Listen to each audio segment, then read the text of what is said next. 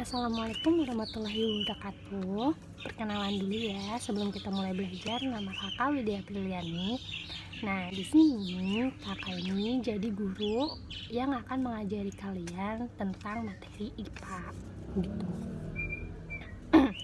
Pada pembahasan kali ini kita akan masuk ke dalam topik metamorfosis.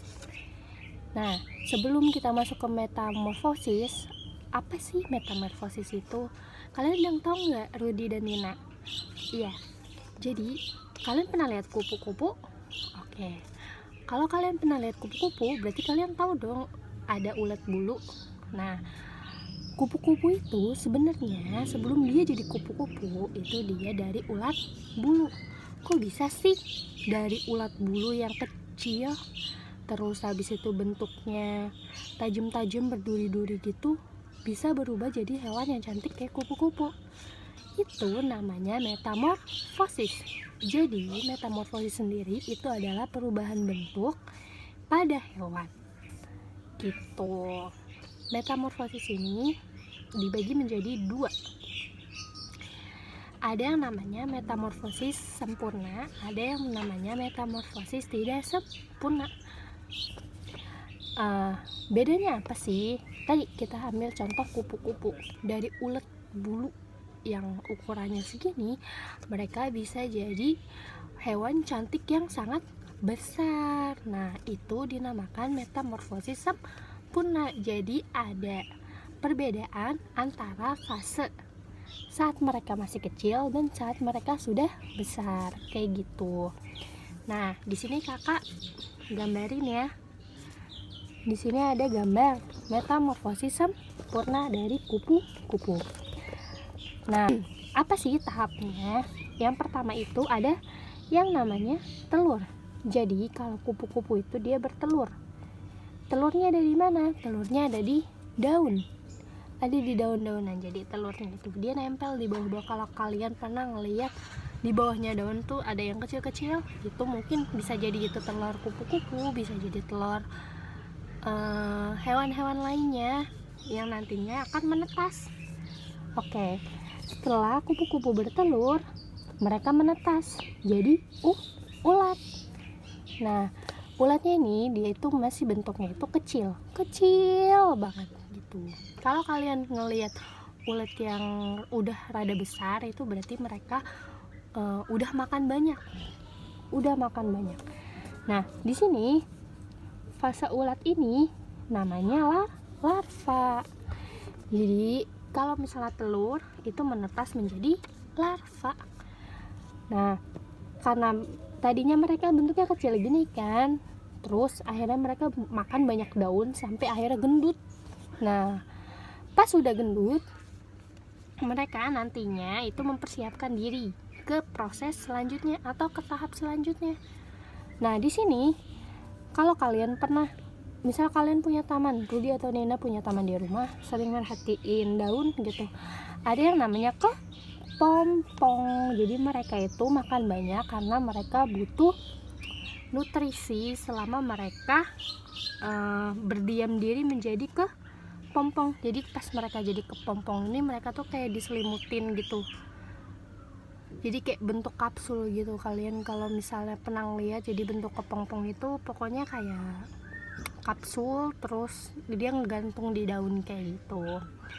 Nah, pas jadi kepompong ini, si ulat ini udah gak makan lagi. Jadi mereka itu makannya itu dari persediaan mereka tadi, yang mereka makan daun banyak banget sampai jadi gendut. Nah, ini mereka untuk mempersiapkan fase kepompong kayak gitu. Setelah jadi kepompong, setelah beberapa hari, mereka nih udah siap akan berubah menjadi kupu-kupu. Jadi yang tadinya mereka nggak punya kaki, nggak punya sayap, punya sih kaki tapi kecil-kecil gitu. Ada yang punya, ada yang enggak. Jadi pas mereka udah nggak punya kaki, nggak punya sayap, pas sudah di fase kepompong, mereka akan berubah menjadi kupu-kupu yang punya sayap, yang punya kaki. Nah, perubahan ini namanya metamorfosis. Kakak ingetin lagi ya, namanya metamorfosis. Jadi perubahan bentuk dari fase kecil sampai fase besar. Nah, saat kepompong ini dia itu biasanya namanya pupa. Iya, pupa. Sekali lagi, pupa. Nah, kalau misalnya udah dalam bentuk kupu-kupu, ini namanya imago. Jadi imago gitu. Ngerti? Oke. Kalau misalnya udah ngerti, kita berlanjut ke yang kedua. Jadi tadi kan kakak ngomong ada yang namanya metamorfosis sempurna, ada yang namanya metamorfosis tidak sempurna. Kalau metamorfosis tidak sempurna itu berarti perubahan bentuknya itu nggak kelihatan. Kalian pernah ngeliat kecoa? Kecoa itu kan ada yang kecil, ada yang setengah gede, ada yang gede. Kalau misalnya kakak cerita sama adik kakak biasanya itu, oh ini kecoanya udah remaja, oh ini kecoanya udah agak gede nih kayak kamu gitu. Jadi di kecoa itu atau di belalang dia itu nggak ada fase kayak kupu-kupu. Tadi kupu-kupu berubah kan dari ulat, terus ada fase kepompong dan jadi kupu-kupu. Beda banget dari kupu-kupu sama ulat yang kecil nggak punya apa-apa. Tapi kalau misalnya metamorfosis tidak sempurna itu dia tidak kelihatan bedanya. Di sini kakak contohin ini belalang gitu. Di sini sama kayak metamorfosis sempurna. Pertama, belalang itu dia itu bertelur. Nih, telur. Jadi setelah telur mereka menetas menjadi belalang muda. Nih, nimfa namanya. Nimfa itu fase mereka masih kecil gitu. Nah, setelah jadi belalang kecil, mereka akan tumbuh sedikit, tapi bentuknya tetap sama, ya kan? Bentuknya tetap sama belalang, beda sama yang ini. Oke, balik lagi ya. Terus setelah agak gedean dikit, mereka jadi lebih gede, jadi fase dewasa. Jadi di metamorfosis tidak sempurna ini bentuknya itu sama aja, tuh nggak ada bedanya kan? Cuma yang bedanya itu ukuran badannya gitu. Sampai sini ngerti Rudy dan Nina? Oke. Sekarang kita masuk ke contoh soal ya. Di sini kakak punya contoh soal.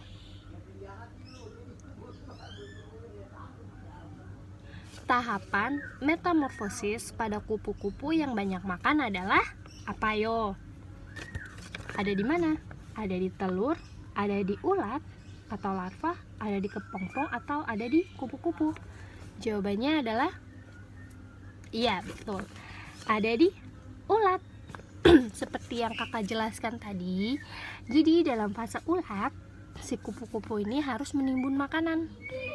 Jadi karena mereka menimbun makanan, jadi mereka harus banyak makan daun-daunan dan jadi gendut kayak gini. Setelah jadi gendut, baru mereka jadi kepompong.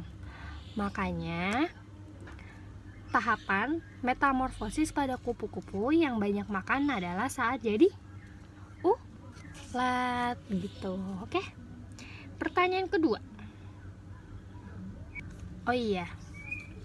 Contoh lain dari metamorfosis sempurna itu, contoh lainnya selain kupu-kupu itu ada nyamuk, ada kepik. Kalian tahu kan hewan kecil yang di atasnya ada bunderan-bunderan itunya.